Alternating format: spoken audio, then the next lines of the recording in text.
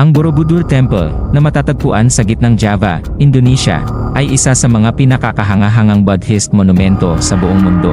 Ayon sa lokal na alamat ng mga Javanese, ang Borobudur ay hindi lamang isang simpleng templo. Isang alamat ang nagsasabi na ang templo ay itinayo sa loob ng isang gabi sa tulong ng mga supernatural na puwersa o mga higanteng nilalang. Ipinapahiwatig ng alamat na ang kagandahan at perpeksyon ng templo ay nagawa lamang sa pamamagitan ng banal na interbensyon at hindi ng karaniwang kakayahan ng tao. May ibang mga kwento na nagsasabing ang templo ay bahagi ng isang dakilang plano upang iayon ang espiritual na mundo sa pisikal na mundo, at ang Borobudur ay nagsilbing daluyan ng banal na enerhiya para sa kasaganaan ng mga Javanese. Nanatiling misteryo ang masalimuot na disenyo ng Borobudur. Hanggang ngayon, hindi pa rin lubos na tiyak ng mga iskolar at arkeologo kung bakit ito itinayo o kung sino ang eksaktong arkitekto nito. May naniniwalang ang templo ay ginawa bilang isang higanteng mandala, isang simbolikong diagramo ng universo ayon sa Buddhist cosmology. Ang disenyo nito ay binubuo ng 9 na magkakapatong na plataporma, 6 na parisukat at 3 bilog na mayroong sentrong simboryo sa tuktok.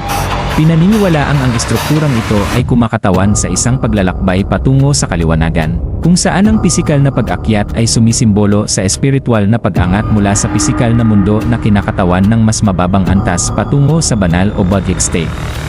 Gayunpaman, may ilang kritiko na nagsasabing na impluwensyahan din ang disenyo ng templo ng Hinduismo, dahil sa pagkakaroon ng parehong Hindu at Buddhist na paniniwala sa Java noong panahong iyon. Wala ring malinaw na ebidensya na ang templo ay pangunahing itinayo bilang lugar ng pilgrimage o para sa iba pang layunin.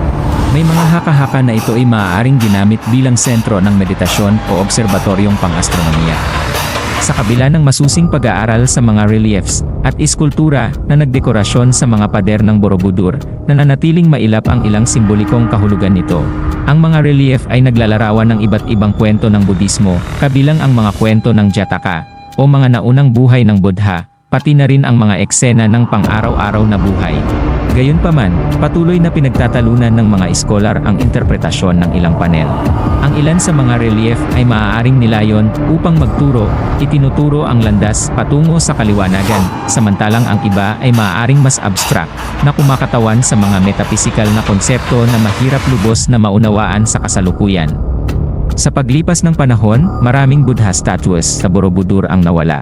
Nang muling natuklasan ng mga British ang templo noong ika-19 na siglo, marami sa mga estatwa ang nawalan ng ulo o tinanggal na ng mga naunang nanirahan. May mga teorya na ang ilan sa mga estatwa ay tinanggal noong panahon ng pagpapalaganap ng Islam sa Java noong ika-15 at 16 na siglo, dahil maaaring sinadya ang pagkasira o pagnanakaw ng mga Buddhist na relikya. Gayunpaman, hindi pa rin malinaw ang eksaktong dahilan sa pagkawala ng mga estatwa. Isa pang mahalagang misteryo ng Borobudur ay ang kawalan ng mga nakasulat na tala tungkol sa pagkakagawa nito at layunin. Hindi tulad ng ibang monumental na istruktura, walang malinaw na mga inskripsyon na nagdedetalye sa konstruksyon ng templo o sa layunin ng mga tagapagtayo nito. May ilang mga relief at ukit sa mga pader na naglalarawan ng mga eksena mula sa mitolohiyang Budista at sa buhay ni Buddha, ngunit hindi nito ipinaliwanag kung bakit itinayo ang templo o ang eksaktong papel nito sa lipunan. Ang kawalan ng mga dokumentong ito ay nagbigay daan sa iba't ibang teorya at alamat tungkol sa Borobudur. Ang ilan ay naniniwalang sinadyang itago ang layunin ng templo, marahil upang hindi mapunta ang sagradong kaalaman sa maling mga kamay. Ang iba naman ay naniniwalang sinadya ang pagkalabo ng kahulugan nito upang maprotektahan ang karunungang nakapaloob dito. Isa sa mga pinakanakakakilabot na misteryo ng Borobudur ay ang kahalagahan ng sentrong simboryo nito, na napapalibutan ng 72 maliliit na stupa, bawat isa ay may estatwa ng Buddha sa loob. Ang simboryo ay kumakatawan sa kosmikong sentro, ngunit ang pagkakaayos ng mga stupa at ang pagkakalagay ng mga estatwa ng Buddha sa loob ng mga ito ay nagbubunsod ng mga tanong tungkol sa eksaktong espiritual at astronomical na simbolismo nito. Naniniwala ang ilang mananaliksik na ang mga Buddha sa mga stupa ay kumakatawan sa landas patungo sa kaliwanagan, kung saan bawat stupa ay sumasagisag sa iba't ibang yugto ng aral ng Budismo.